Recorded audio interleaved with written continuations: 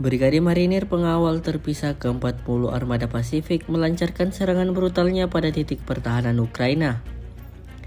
Rekamannya ramai beredar di media sosial Telegram pada Jumat 23 Agustus 2024. Pejuang Rusia membakar ruang istirahat personel musuh yang mereka masuki dan dengan bantuan tembakan mortir dan artileri meriam brigade menghancurkan posisi angkatan bersenjata Ukraina. Dimanapun tentara Ukraina bersembunyi, maka saat itu juga pasukan Rusia datang meluncurkan serangannya, seperti yang terlihat dalam rekaman. Hingga video ini beredar, beragam respon diberikan warganet.